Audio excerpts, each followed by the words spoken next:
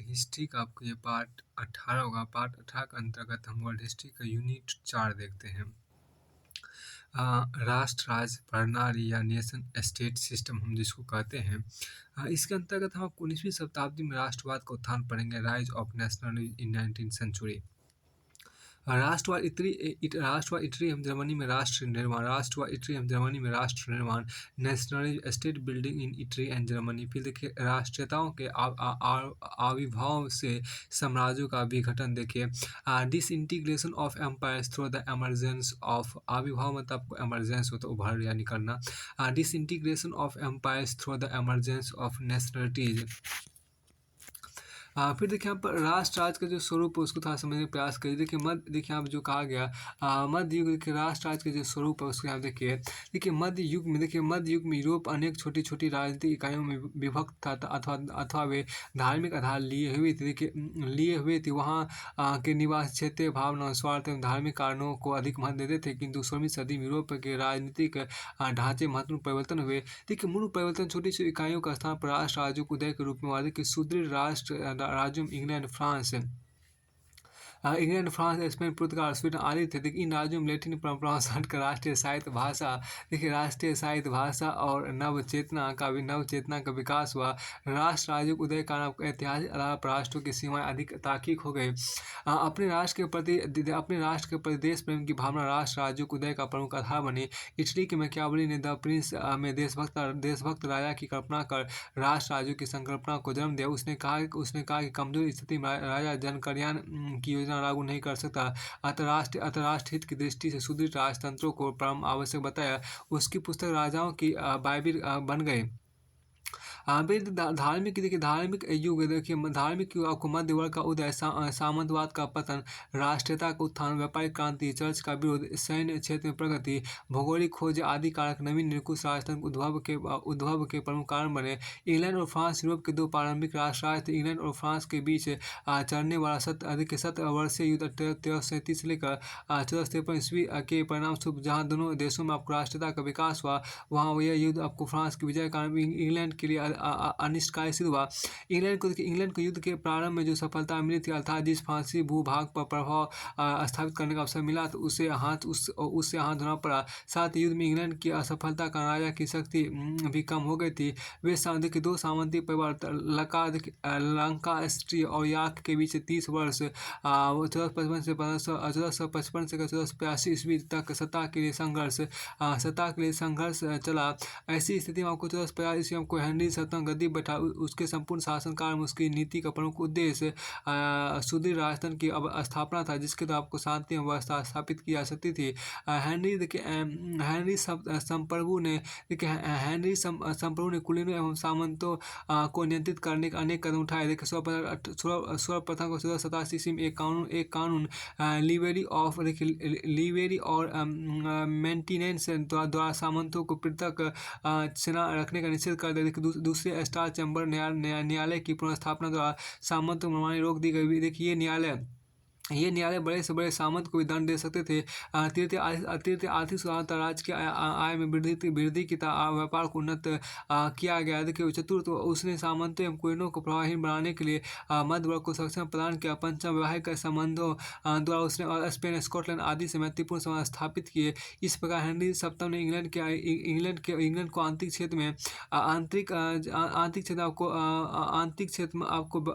क्षेत्र में व्यवस्था था, वैदेशिक क्षेत्र में प्रतिष्ठा एवं गौरव प्रदान किया। इसके परिणामस्वरूप वह इंग्लैंड में शक्तिशाली राजतंत्र की स्थापना में सफल रहा। फिर आपको आगे यहाँ पर देखिए आपको है इसमें कि क्या कि देखिए 15वीं शताब्दी में फ्रांस भी इंग्लैंड की भांति सुदृढ़ राजतंत्र स्थापित करने के मार्ग पर अग्रसर था। वही राष्ट्रीय राजतंत्र तथा राष्ट्रीय साहित्य का अभ्युदय हुआ। फ्रांस में राष्ट्रवादी भावना का विकास 7 वर्षीय युद्ध के कारण भी हुआ। बाल्यकाल के जॉन आर्क ने जिस प्रकार युद्ध में फ्रांस की सेनाओं का नेतृत्व किया, उससे जनता में राष्ट्रीयता की भावना को उभारने में आपको सहायता मिली। देखिए युद्ध के दौरान ही फ्रांस के शासक चार्ल्स सप्तम ने राष्ट्रीय सेना का निर्माण किया। साथ ही राष्ट्रीय सैनिकों की उचित व्यवस्था के लिए शासक ने ठेले नामक भूमि कर लगाने की अनुमति भी एस्टेट जनरल से प्राप्त कर ली। लुई 11वें 1467 से 1483 ईस्वी लुई 11वें ने सामंतों की शक्ति को नियंत्रित करने में महत्वपूर्ण योगदान दिया। शासक हेनरी चतुर्थ ने बूर्बो वंश की स्थापना कर फ्रांस के गौरव का मार्ग प्रशस्त किया। उसने राजाओं की शक्ति और प्रभुता में वृद्धि की, जो गृह एवं धर्म युद्धों के कारण छिन्न हो गई थी। देखिए, लुई 13वें के समय प्रधानमंत्री रिसरू की आंतरिक नीति ने देश में आज्ञाकारिता एवं एकता का वातावरण तैयार किया, जो इस प्रकार सम्राट की सर्वोच्चता स्थापित की। साथ ही फ्रांस ने अपने रिसरू के दिशा निर्देशन में 30 वर्षीय युद्ध में भाग लेकर अंतर्राष्ट्रीय प्रतिष्ठा अर्जित की। देखिए, यद्यपि रिसरू 30 वर्षीय युद्ध के परिणाम देखने के लिए जिंदा नहीं रहा, परंतु वह बहुत समय तक यह अवश्य ही देख सका कि स्पेन का सैनिक गौरव किस प्रकार कम हुआ और उसके स्थान फ्रांस की प्रतिष्ठा में कितनी वृद्धि हुई। इंग्लैंड और फ्रांस का रूस और स्पेन एवं प्रसा में भी शक्तिशाली निरंकुश राजतंत्र का लगभग इसी समय अभ्युदय हुआ। देखिए, राष्ट्र राज्यों के उदय के परिणाम से सकारात्मक तो थे ही। राष्ट्र राज्यों के उदय के परिणाम आपको सकारात्मक तो थे, नकारात्मक भी थे। आपको देखिए, सकारात्मक परिणामों के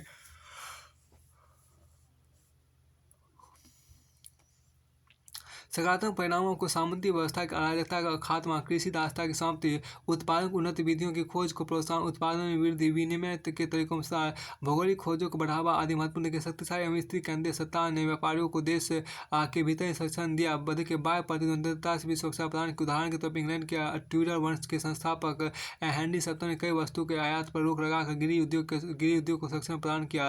राष्ट्र राज्यों के उत्थान का एक सुपरिणाम यह भी निकला कि राष्ट्रों की सीमाएं अधिक संगत एवं वैज्ञानिक हो गई। देखिए, राष्ट्र अब स्पष्ट रूप से समान आर्थिक हित एवं समान संस्कृति के लोगों का संगठन हो गया, जो इन्हीं मुद्दों पर असमानता की स्थिति में दूसरे राष्ट्र से पृथक था। देखिए, राष्ट्र राज्यों के उदय के नकारात्मक पहलू भी सामने आए। कई बार राष्ट्रीयता का प्रयोग अन्य राष्ट्रों के विरुद्ध किया गया, पहले व्यापारिक प्रतिस्पर्धा के रूप में और फिर साम्यवादी विस्तार के होड़ के रूप में। इस नवीन राजनीतिक व्यवस्था में राजा के अधिकारों पर न्यूनतम अंकुश था। राजा राज की सारी सत्ता एवं शक्ति का स्रोत स्वयं को मानता था। प्रारंभ में आपको राजाओं की निरंकुशता का विरोध नहीं हुआ, परंतु जब राजा इंग्लैंड इसमें देखिए, आपको राष्ट्र राज्यों के उदय के परिणाम सकारात्मक तो थे ही, नकारात्मक भी। देखिए, सकारात्मक परिणामों में सामंती व्यवस्था की अराजकता का खात्मा, कृषि दासता की समाप्ति, उत्पादन को उन्नत विधियों की खोज को प्रोत्साहन, उत्पादन में वृद्धि, विनिमय के तरीकों में आपको सुधार, भौगोलिक खोजों को बढ़ावा आदि महत्वपूर्ण है कि शक्तिशाली एवं स्थिर केंद्रीय सत्ता ने व्यापारियों को देश के भीतर तो संरक्षण दिया ही, बाह्य प्रतिद्वंदिता से सुरक्षा प्रदान की। उदाहरण के तौर पर इंग्लैंड के ट्यूडर वंश के संस्थापक हेनरी सप्तम ने कई वस्तुओं के आयात पर रोक लगाकर गृह उद्योग को संरक्षण प्रदान किया।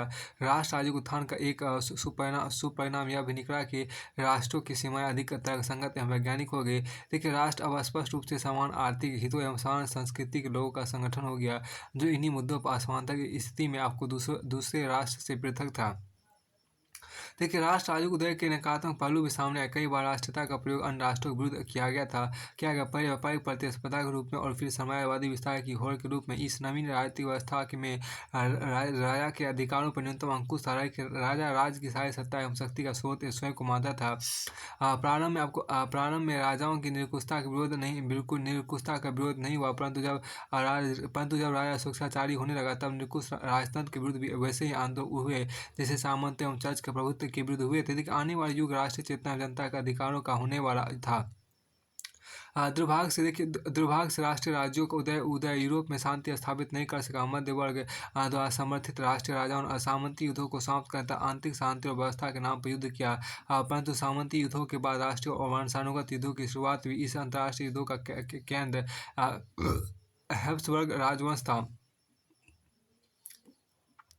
आधुनिक काल के प्रारंभ में चार शक्तिशाली राष्ट्रीय राजतंत्र स्पेन, पुर्तगाल, फ्रांस और इंग्लैंड का उदय हुआ और इन्होंने यूरोपीय राजनीति पर प्राधान्य कायम किया। तत्कालीन युग में अन्य यूरोपीय राज्य या तो बटे हुए थे या रोमन साम्राज्य के अंग थे अथवा अपनी समस्याओं से ग्रसित थे। इस प्रकार इन चार राष्ट्रीय राज्यों ने उस राजनीतिक धारा का प्रतिनिधित्व किया जो भावी यूरोप और दुनिया की मुख्य धारा बनने जा रही थी। यह धारा थी आपको राष्ट्रीय चेतना। 16वीं-17वीं शताब्दी में यूरोप में आपको उदयमान राष्ट्रीय शासकों राष्ट्रीय चेतना की नींव रखी। यही चेतना राष्ट्रीय राज्यों के निर्माण में सहायक सिद्ध हुई। पर सच पूछो तो इस राष्ट्रीय चेतना का अंकुरण एवं प्रस्फुटन में राष्ट्रीय शासकों कोई सुविचारित योजना कार्य नहीं कर रही थी। राष्ट्रीय राज्यों के निर्माण उपयुक्त अवसर एवं वातावरण के कारण ही संभव हुआ। शासकों के हाथों में बढ़ती शक्ति उन्हें अधिक निरंकुश बनाया। निरंकुशता ने मध्ययुगीन राजनीतिक एवं सामाजिक ढांचे पर प्रहार किया। अब राजनीतिक शक्ति के विकेंद्रीकरण का स्थान पर केंद्रीकरण हुआ। उसके बाद सत्ता के केंद्रीकरण में कई प्रकार कार्य थे। एक बड़ा युद्ध था। युद्धों के परिणाम राष्ट्र विशेष के पक्ष में रहने पर उसकी आर्थिक शक्ति भी बढ़ जाती थी। शासकों के युद्धों में प्रवृत्त रहने में वंशीय साम्राज्य विस्तार की भावना, धर्म का प्रसार अथवा व्यापारिक हितों ने भी योगदान दिया। किंतु युद्ध सदैव ही अल्पकालीन समाधान रहते थे। राष्ट्रीय शासकों के युद्धों में अनवरत प्रवृत्त रहने गंभीर परिणाम ने यह तथ्य भी छिपा हुआ नहीं कि इस युग में आपको युद्धों की भरमार है। बुर्बो हैब्सबर्ग वंश के बीच दीर्घकालीन संघर्ष है। संपूर्ण 17वीं शताब्दी में केवल 7 वर्ष 1610 1669 1680 82 को छोड़ है ईस्वी को छोड़ सकते जब यूरोपीय राज्यों के मध्य कोई युद्ध नहीं हुआ हो। मध्य यूरोप 1618 से 1648 ईस्वी तक लगातार युद्धों में उलझा रहा। इस शताब्दी में स्पेन को लगातार युद्धों में प्रवृत्त देखते हैं। वस्तुतः युद्ध करना राजाओं के लिए अपरिहार्य हो गया था, जो इसे एक लाभदायक कर्म मानते थे। युद्धों में बढ़ते व्यय ने सभी देशों में कर को अधिकाधिक बढ़ा दिया था। एवं इस प्रश्न को लेकर राजतंत्रीय राज्यों का समाज की नवोदित शक्तियों के साथ संघर्ष आरंभ हुआ। नवोदित वर्ग कर की सीमा सीमित रखना चाहते थे। करारोपण के प्रश्न को लेकर सभी जगह शासकों का विरोध हो रहा था, किंतु लगभग सभी स्थानों पर विरोध को संगठित रूप देने की सुविधाएं उपलब्ध न थी। इंग्लैंड एक अपवाद था जहाँ नवोदित वर्ग जिसमें व्यापारी, पढ़ा लिखा और मध्यम वर्ग, कुछ भूस्वामी आदि थे। राजतंत्र पर अन्य देशों की तुलना में शीघ्र ही नियंत्रण स्थापित कर लिया गया। राष्ट्रीय राज्यों के उदय से कुछ शुभ परिणाम भी निकले। सामंतवाद समाप्त हुआ। आर्थिक विकास के कारण उत्पादन बढ़ा। तकनीकी क्षेत्र नवीन प्रणालियाँ खोजी गई। अब राष्ट्रों की सीमाएं भी अधिकाधिक निश्चित और तर्कसंगत हो गई। हमें यह भी नहीं भूलना चाहिए कि आज के राष्ट्रीय चेतना कर के निरंकुशवाद की देन है। फिर देखिए आप 19वीं शताब्दी में राष्ट्रवाद उत्थान देखिए। आप 19वीं शताब्दी में राष्ट्रवाद का उत्थान उसको देखिए। यहाँ पर देखिए राष्ट्रवाद एक ऐसी भावना है जिसमें व्यक्ति की उच्चतम स्वामी भक्ति राष्ट्र के प्रति समर्पित होती है। संतुलित राष्ट्रवाद राष्ट्र की उन्नति में सहायक होता है, किंतु राष्ट्रवाद के अति विषम परिस्थितियों एवं युद्धों को जन्म दे सकती है। देखिए यहाँ पर स्वतंत्रता की इच्छा और राष्ट्रवाद की सशक्त अभिव्यक्ति अमेरिका के स्वतंत्रता संग्राम में देखी जा सकती है। देखिए फ्रांस की क्रांति राष्ट्रवाद को यूरोप में प्रसारित करने में मुख्य भूमिका निभाई। फ्रांस में देखिए आपको फ्रांस में राष्ट्रभक्ति और राष्ट्र प्रेम से ओतप्रोत प्रसिद्ध मार्शलिज गीत की संरचना हुई, जो आज भी फ्रांस का राष्ट्रगान है। देखिए फ्रांसीसी क्रांति तथा नेपोलियन युग के युद्धों के समय में यूरोप के विभिन्न लोगों में आपको राष्ट्रीयता की भावना जागृत हो चुकी थी और उसने काफ़ी जोर पकड़ लिया था। देखिए जर्मनी तथा पोलैंड में राष्ट्रीय जागृति के सक्रिय चिन्ह दिखाई दे रहे थे। इटली हंगरी तथा बाल्कन प्रायद्वीप में भी राष्ट्रीयता की आग सुलग रही थी। इसके साथ ही क्रांति उदारवाद के आदर्शों का यूरोप में सर्वत्र बीज बो दिया था, जो बड़ी तेजी से अंकुरित हो रहा था। देखिए जनता के दिलों में आपको व्यक्तिगत स्वतंत्रता की इच्छा उदय हो रही थी और लोग स्वशासन को उत्सुक हो रहे थे। इस प्रकार राष्ट्रीयता एवं उदारवाद की बढ़ती शक्ति 19वीं शताब्दी में हिलोरे मार रही थी, किंतु उनके वेग को कम करने के लिए मेटरनिख जैसे लोग बैठे थे। वियना कांग्रेस ने यूरोप का जो पुनर्निर्माण किया, उसमें आपको राष्ट्रीयता एवं उदारवाद की भावना को स्थान नहीं मिला और शरत उनकी अपेक्षा की। इतना ही नहीं, कांग्रेस ने यूरोप में फिर से पुरातन व्यवस्था को प्रतिष्ठित कर दिया। देखिए यहाँ पर राष्ट्रीयता की देखिए यहाँ पर क्या कि राष्ट्रीयता की भावना का पोषण उदारवाद एवं प्रजातंत्र ने किया। सामान्यतः उदारवाद का काफी सामान्यतः उदारवाद का अर्थ मर्यादित स्वतंत्रता और समानता से है। उदारवाद का लक्ष्य अधिकांश क्षेत्रों को नियंत्रण से मुक्त करना था। उदारवादी व्यक्तिगत स्वतंत्रता जैसे जैसे भाषण, लेखन, सभा संगठन तथा निजी संपत्ति की सुरक्षा को सुनिश्चित करना चाहते थे। वे यह भी चाहते थे कि निर्वाचित विधानमंडलों वायु संवैधानिक सरकारों का निर्माण हो। वे मताधिकार को विस्तृत करना चाहते थे, किंतु सार्वजनिक नहीं।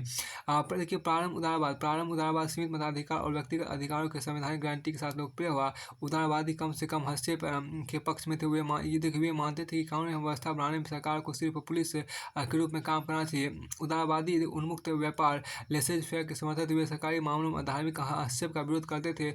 उदारवाद के मुख्य विरोधी राजा, अभिजात वर्ग, पादरी और सैनिक अधिकारी वर्ग थे। उदारवाद का प्रसार सर्वप्रथम पश्चिमी यूरोप में हुआ और पश्चिमी यूरोप में भी उन्हीं देशों में जहाँ औद्योगिक क्रांति हो चुकी थी।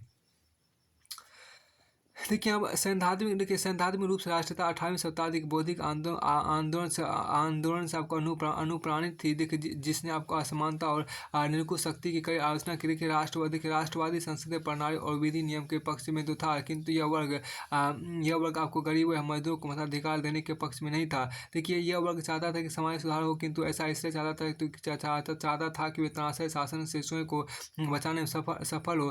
देखिए वे संवैधानिक राजतंत्र का निर्माण इसलिए चाहते थे जिससे उन्हें संपन्न बनने में बाधा न हो। यह धारणा 1870 ईस्वी के बाद राष्ट्रवादियों का स्वरूप बदल गया। अब तक मध्यम वर्ग संपत्ति एवं सत्ता हथिया चुका था और अब वो और अधिक राजनीतिक सामाजिक परिवर्तन का विरोध करने लगा था। अब औद्योगिक मध्यम वर्ग का रवैया अनुदारवादी हो गया। उसका स्थान औद्योगिक सराहा वर्ग ने ले लिया। 1870 ईस्वी के पश्चात उदारवाद एवं राष्ट्रवाद का अन्योन्य से संबंध न रहा। राष्ट्रवाद ने भी आक्रामक अथवा उग्र रूप धारण कर लिया। दूसरी ओर आपको नए उदारवाद ने आर्थिक मामलों में अधिकाधिक सरकारी हस्तक्षेप की मांग की। राष्ट्रवाद के बदले रूप को निम्न मध्यम वर्ग और सराहा उदारवादी जनतंत्र के खतरा मानता था।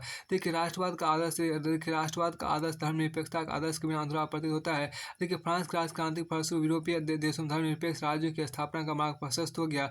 हॉली आग को पश्चिमी यूरोप में धर्मनिरपेक्षता का जनक माना जाता है, जबकि उसने धर्मनिरपेक्षता का अपना अभियान 1806 ईस्वी के आसपास प्रारंभ किया। उसने अपने विचार प्रिंसिपल ऑफ सेक्युलरिज्म था, origin and the nature of secularism के में व्यक्त किया। उसने लिखा है कि धर्मनिरपेक्षता वह सिद्धांत है जो जीवन के तत्काल कर्तव्य के रूप में संभावित उच्चतम बिंदु तक मानव के नैतिक और बौद्धिक स्वभाव के विकास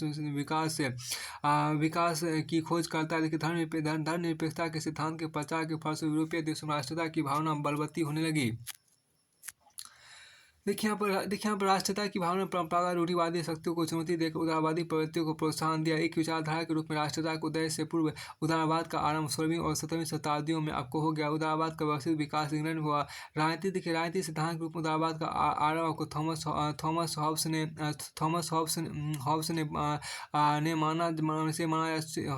से माना जा सकता है। पर इसकी स्पष्ट अभिव्यक्ति जॉन लॉक की रचनाओं से मिलती है। मॉन्टेस्क्यू टॉमस में आधुनिक उदारवाद के विकास में योगदान दिया। देखिए एडम स्मिथ, रिकार्डो माल्था, जर्मी बेंथम, जॉन स्टुअर्ट मिल आदि ने आर्थिक क्षेत्रों में हस्तक्षेप का सिद्धांत दिया। 18वीं शताब्दी के उत्तरार्ध में मुक्त व्यापार था, समझौते पर आधारित अर्थव्यवस्था जिसमें राज का हस्तक्षेप न हो का समर्थन किया। इस प्रकार का उदारवाद नकारात्मक उदारवाद कहा है। किंतु 19वीं शताब्दी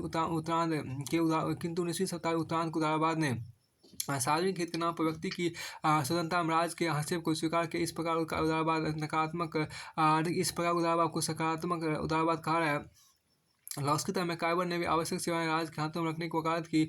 टी.एच. ग्रीन आपको सामाजिक बुराइयों जैसे आपको अज्ञानता, नशाखोरिता, भिक्षावृत्ति को उन्मूलन की राज्य द्वारा सकारात्मक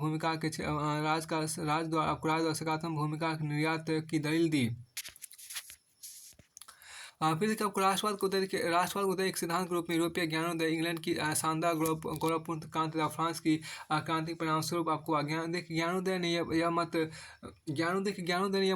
मत प्रतिपादित किया। कोई भी ऐसे नैतिक उद्देश्य नहीं होते जिन्हें हम जिन्हें हम पूर्ण रूप से नहीं मान सकते। देखिए, और इसी कारण किसी राज्य के नागरिकों पर कोई एक जीवन से आरोपित करना गलत है। इंग्लैंड की शानदार गौरवपूर्ण क्रांति ने इस मान्यता को जन्म दिया कि किसी भी प्रकार के शासन तंत्र में दैवीय अधिकार कोई औचित्य नहीं है। इसी कारण को फ्रांस की क्रांति ने धारणा को जन्म दिया कि व्यक्ति की स्वतंत्रता इतनी पावन है, कोई भी सत्ता उसकी अवहेलना नहीं कर सकती। ये संकल्पना आपको राष्ट्रता की जीत थी।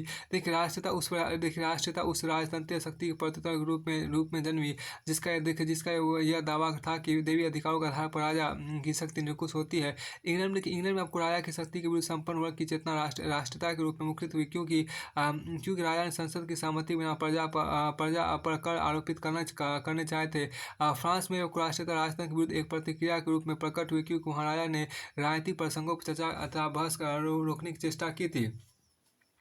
देखिए, 19वीं शताब्दी की बयार बदली हुई थी। राजनीतिक निरंकुशता और सामाजिक समानता का पुरातन स्वरूप बना रहना मुश्किल था। यूरोप ने फ्रांसीसी क्रांति का स्वाद चखा था, बाद में थोड़ी कड़वाहट भले ही लगी हो। शुरू की सुखद स्मृतियाँ अविस्मरणीय थी। क्रांति की जो व्यवहारिक उपलब्धियाँ थी, वो उन्हें जिन्हें नेपोलियन भी नकार ना सका था, वे नेपोलियन की विजयों के साथ यूरोप में पहुंच चुकी थी। यूनानी स्वाधीनता आंदोलन क्रांतिकारी सैनिक कोटरेंस के शब्द फ्रांसीसी क्रांति की उपायता के यथार्थ चित्र प्रस्तुत करते हैं। मेरे विचार से फ्रांसीसी क्रांति और नेपोलियन की कृतियों ने दुनिया की आंखें खोल दी। क्रांति से पूर्व राष्ट्रों को कुछ भी ज्ञान नहीं था। लोग सोचते थे कि पृथ्वी पर राजा ईश्वर का रूप है, अतः वे राजा की कृतियों की प्रशंसा करने के विवश थे। राष्ट्रवादी चेतना तेजी से बढ़ रहे थे, परंतु प्रतिक्रियावादी शक्तियाँ भी सक्रिय थी। ऐसी प्रतिगामी ताकत राजनीतिक क्षेत्र में ही नहीं, वरन आर्थिक और सामाजिक जीवन में भी आच्छादित होने को आतुर थी। किंतु औद्योगिक क्रांति और मध्यम वर्ग के बढ़ते प्रभाव के विरुद्ध मध्ययुगीन कृषि व्यवस्था और सामंती समाज का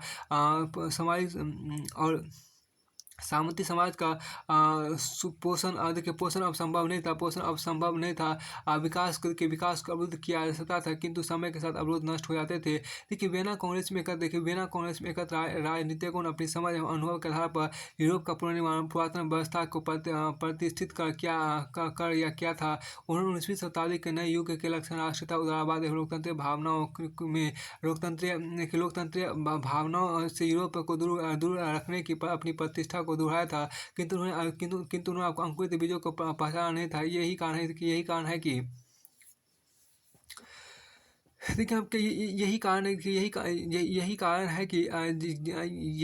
है कि जिन व्यवस्थाओं को स्थापित करने की कोशिश वियना कांग्रेस ने की थी, अगली 100 वर्ष तक वे ध्वस्त होती रही। फ्रांस की महान क्रांति उदारवाद का आदर्शों का यूरोप में सर्वत्र बीज बो दिया था, जो बड़ी तेजी से अंकुरित हो रहा था। देखिए, राष्ट्रीयता एवं उदारवाद की बलवती शक्तियाँ वियना में एकत्र राजनीतिकों को, जिसने यूरोप में फिर से पुरातन व्यवस्था को बहुत हद तक प्रतिष्ठित किया था, चुनौती दे रही थी। देखिए, नई युग 1815 ईस्वी के बाद का काल का प्रारंभ बड़े व्यापक संघर्ष के साथ हुआ। यूरोप के समृद्ध राष्ट्रों ने नेपोलियन को पराजित तो कर दिया था, किंतु नेपोलियन की पराजय जनता के अधिकारों का प्रश्न हल नहीं हो सका। आगामी काल, यहाँ देखिए क्या आगामी काल में फ्रेंच क्रांति पुरातन व्यवस्था के परस्पर विरोधी सिद्धांतों का संघर्ष जारी। एक और उदारवाद, प्रजातंत्र, राष्ट्रीयता तथा देखिए क्रांति की प्रगतिशील शक्तियाँ काम करती रही, और दूसरी ओर निरंकुश था, स्थिति परकता आदि अनेक नामों से पुकारे जाने वाली प्रतिक्रिया की शक्तियाँ उनका दमन करने का प्रयास करती रही। देखिए, अगले युग का इतिहास इसी संघर्षों का इतिहास है। देखिए, आपके यूरोप के सभी देशों में यह संघर्ष किसी न किसी रूप में दिखाई देता है।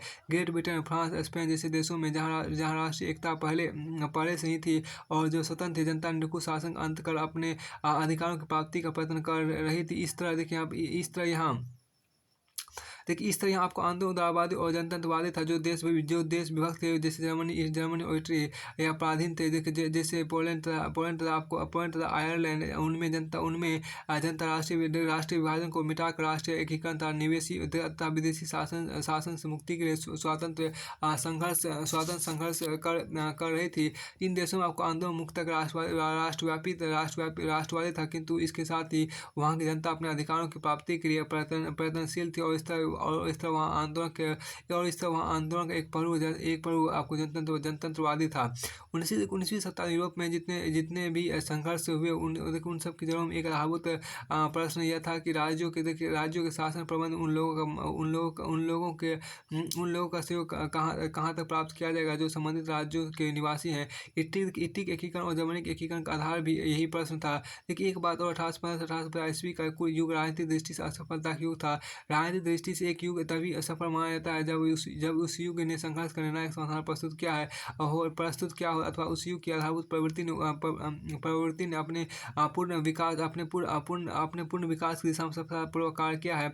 इस युग में इनमें से कुछ नहीं हुआ। इस युग में इनमें से कुछ नहीं हुआ। 1850 ईस्वी का काल हुकूमत संघर्ष युद्ध के पुरातन व्यवस्था की पुनर्स्थापना तथा क्रांतिक सिद्धांतों के मध्य होने वाले संघर्ष की असफलता इसमें निहित है। संघर्ष का कोई निर्णायक हल नहीं निकला। एक और तो यूनान की स्वतंत्रता, बेल्जियम और हॉलैंड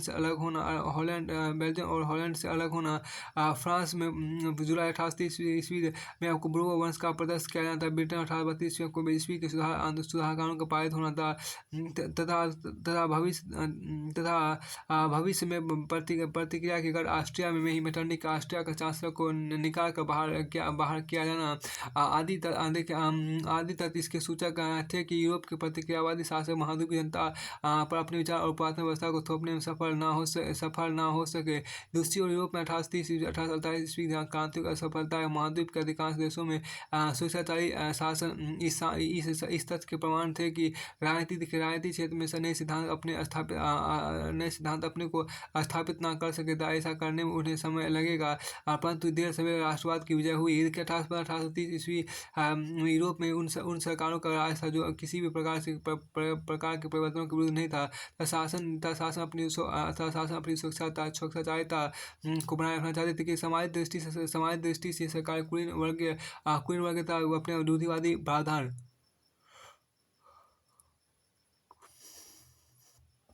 लेकिन रूढ़िवादी प्रावधान को उस युग में स्थापित करना चाहते थे जबकि यूरोप के आर्थिक एवं बौद्धिक परिवर्तनों से समाज से अलग करते जा रहे थे। दुर्भाग्य से यूरोपीय शासक वर्ग ने उदारवाद को क्रांति के बराबर माने अतः उसे शांति एवं सुरक्षा के लिए खतरा बताने लगा। फिर यह उदारवादी रवैया वहाँ प्रबल था जहाँ मध्यम वर्ग कमजोर था और व्यापार उद्योग की नीति पिछड़ी हुई थी। इस दौरान यूरोप में यातायात के साधनों का विकास हुआ, जनसंख्या में वृद्धि हुई, नए उद्योग धंधे की स्थापना की गई। नए उद्योग धंधों की की गई। विभिन्न देशों में मध्य व्यापार की वृद्धि हुई। इन आर्थिक क्रियाओं की यूरोप के बुर्जुआ वर्ग को इस पुष्ट कर उसी समाज का नेतृत्व प्रदान किया था। चूंकि समाज का नया वर्ग शासन को अपनी इच्छा और आदर्शों के अनुरूप ढालना चाहता था, अतः उदारवाद को शक्ति प्राप्त हुई। लेकिन यहाँ पर 19वीं शताब्दी के पूर्वांध में प्रतिक्रियावादी शक्तियों के मजबूत होने के बावजूद राष्ट्रवाद की प्रवृत्ति में वृद्धि हुई, किंतु लोकतंत्रवाद की प्रवृत्ति मंद पड़ गई। क्वीन और जागीरदार वर्ग लोकतंत्रवाद का विरोधी हो गया। विरोधी था कि सब साधारण जनता में अभी ऐसी जागृति उत्पन्न नहीं हुई थी कि वह लोकतांत्रिक शासन की स्थापना के लिए संघर्ष करते। लोकतंत्रवाद के समर्थक केवल मध्य वर्ग के वे लोग थे जो नए विचारों से प्रभावित थे। लोकतंत्रवाद के विरुद्ध राष्ट्रीयता की भावना का समर्थन सभी वर्गों के द्वारा किया जाने लगा। देखिए, राजा एवं जागीरदार वर्ग के लोग भी जागीरदार वर्ग के लोग भी इसके समर्थक थे, क्योंकि राष्ट्रता उन्हें अपने उत्कर्ष का अवसर मिलता था। फिर राष्ट्रता के नाम पर उन प्रवृत्तियों का विरोध कर सकते थे। देखिए यहाँ पर क्या इसमें आपको देखिए आपको क्या लोग इसलिए आपको देखिए जो मध्य वर्ग को शासन संबंधी अधिकारों एवं सुधारों के प्रेरित कर रहे थे, यह मानता था कि राष्ट्रता की भावना राज को उत्कर्ष में सहायक होती है। अतः उस वर्ग का समर्थन भी इसे प्राप्त था जो स्वभावतः को लोकतंत्रवाद की प्रगतिशील प्रवृत्तियों को विरोधी था। देखिए विरोधी था। उसके आपको देखिए एक राष्ट्रवादी भावना देखिए राष्ट्रवाद की भावना ने निरंकुशता से लड़ने और उदारवादी प्रवृत्तियों की स्थापना हेतु प्रेरित किया। जिन देशों में राष्ट्रीय एकता की स्थापना हो चुकी थी उनमें से कुछ नवीन प्रवृत्तियों का उदय दिखाई देता है। देखिए यह मांग है, देखिए यह मांग की जाने लगी कि प्रजातंत्र की आवश्यकता के रूप में लोकतंत्र शासन स्थापित हो, प्रतिनिधिक संसदीय हो, पूर्ण व्यक्ति पुरुष मताधिकार हो, धार्मिक सहिष्णुता हो, देखिए और समाचार पत्रों पर किसी प्रकार का बंधन नहीं हो। देखिए जहाँ देखिए कहीं कहीं यह भी मांग उठी कि कृषि संबंधी अथवा उद्योग संबंधी छोटे बड़े सुधार भी किए जाए। इस प्रकार की प्रवृत्तियों देखिए यहाँ पर क्या इस प्रकार की प्रवृत्ति आपको इंग्लैंड, फ्रांस, स्पेन, स्वीडन आदि राष्ट्रों में आपको देखने को मिलती है। देखिए यह स्मरण है कि आपको राष्ट्रवाद शुरू में अक्सर उदार कार्यक्रमों का समर्थन किया, लेकिन वे राजनीतिक स्वतंत्रता के प्रति लेकिन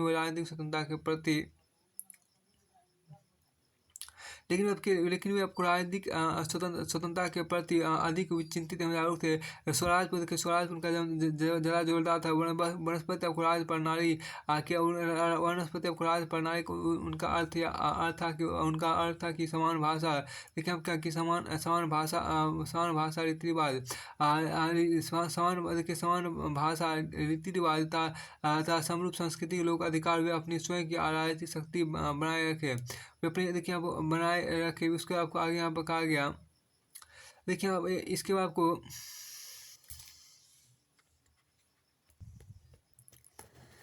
फिर आपको यहाँ पर इसी में आपको देख रहे थे। देखिए कि उनका तर्क था कि समान भाषा, देखिए समान रीति रिवाज था, समरूप संस्कृति लोग अधिकार है कि वो अपनी स्वयं की राजनीतिक संस्था बनाए। इसके लिए भी आपको स्वनिर्णय का अधिकार के आधार पर आपको सार्वभौम संप्रभुता राष्ट्र का निर्माण, सार्वभौम संप्रभुता राष्ट्र संपन्न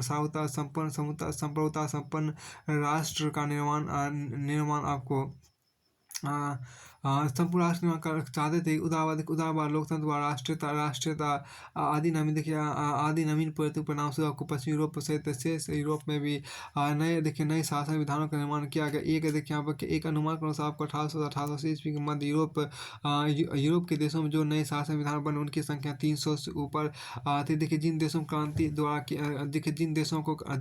क्रांति द्वारा नई सरकार का स्थापना होती थी उनमें तो नए शासन विधान का निर्माण होता ही था। पर देखिए आपको क्या पर अन्य वर्गों में भी देखिए यहाँ पर क्या कि पर अन्य देशों में भी समझदार राजा लोकमत की बढ़ती भी शक्ति अनुभव कर रियायत के तौर पर शासन विधान का निर्माण करते थे ताकि जनता को आंशिक रूप से संतुष्ट कर क्रांति से देश की रक्षा की जा सके। धीरे धीरे यूरोप के स्वैच्छाचारी शासन का अंत होने लगा। 1805 ईस्वी से 1871 ईस्वी के बीच के मतलब को प्रतिक्रियावादी एवं उदारवादी शक्तियों के बीच संघर्ष होता रहा, परंतु अंत में उदारवाद की ही विजय हुई। देखिए बेल्जियम की स्वाधीनता, इटली और जर्मनी के एकीकरण इस युग की नवीन प्रवृत्तियों का परिणाम थे। 1830 ईस्वी का वर्ष यूरोप के इतिहास में क्रांति का वर्ष। देखिए छूत के रोग की तरह फ्रांस से आपको आरंभ से होकर क्रांति की देखिए क्या कि इसमें आपको कहा गया फ्रांस की देखिए अब इसमें आपको क्या कि आपको पूरा स्थापित एक मिनट उदारवाद और देखिए इसमें क्या कि क्रांति असफल है कि कई सफलताएं क्षणिक थी। उदारवाद और राष्ट्रता की शक्तियाँ परास्त हुई और क्रांतिकारी शक्तियाँ विजय हुई। देखिए अधिकांश राज्यों में निरंकुश शासन पुनः स्थापित हो गया। तापे 1848 ईस्वी में क्रांति 1847 ईस्वी में आपको क्रांति 1848 ईस्वी में आपको क्रांति क्रांति सर्वोच्च निष्फल। देखिए यहाँ पर क्या कि सर्वोच्च आपको सर्वथा निष्फल रही थी। क्रांति दमन हो जाने के बाद राष्ट्रवाद की गति कुछ समय के आपको रुक गई, किंतु प्रगतिशील विचार हो देखिए किंतु आपको प्रगतिशील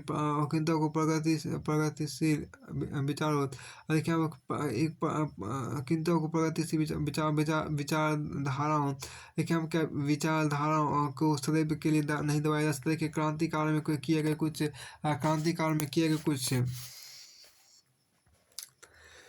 देखिए, आपको क्रांति काल में किए गए कुछ परिवर्तन उसी प्रकार बड़े सारनाथ, हॉलैंड और देखिए और डेनमार्क में क्रांति के फलस्वरूप आपको स्थापित वैधानिक शासन कुछ अंशों में बना था। स्विट्जरलैंड में 1870 ईस्वी में जो प्रजातांत्रिक संघीय गणतंत्र बना हुआ स्थायी हो गया। 1885 में इटली इटली में सार्डिनिया और एक इटली को सार्डिनिया यही एकमात्र वैधानिक उदारवादी राज था। 1885 पर आपको उदारवाद उदारवाद संवैधानिक उदारवाद संविधान उदारवाद देखिए यहाँ पर क्या उदारवाद एक इसमें जो आपको कहा गया देखिए इस क्रांति काल में कोई अनेक राज्य के सामाजिक जीवन में सामंतवाद देखिए यहाँ पर क्या कि सामंतवाद की सामंत एवं एवं नवजीवन देखिए एवं देखिए यहाँ पर क्या नवजवान देखिए आपको नौजवान यहाँ पर जो आपको कहा गया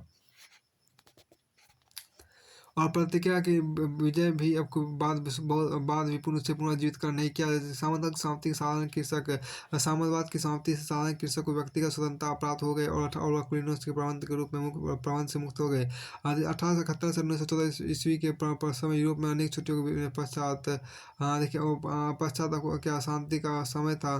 देखिए यहाँ पर क्या कि देखिए इस समय आपको उच्च वर्ग इस समय आपको उच्च वर्ग और इस समय आपको उच्च वर्ग इस समय आपको उच्च वर्ग अपना संगठन अपना ऐसे क्या क्या अपना संगठन देखिए यहाँ पर क्या आप देखिए बना कर आया था अपनाते हुए अंगों को फिर आपको यहाँ देखिए कुछ कुछ रियासत अपने आप देखिए यहाँ पर कुछ इसके बाद आपको शांति का अभाव इस समय आप कुछ वर्ग अपना संगठन बनाए रखना चाहते थे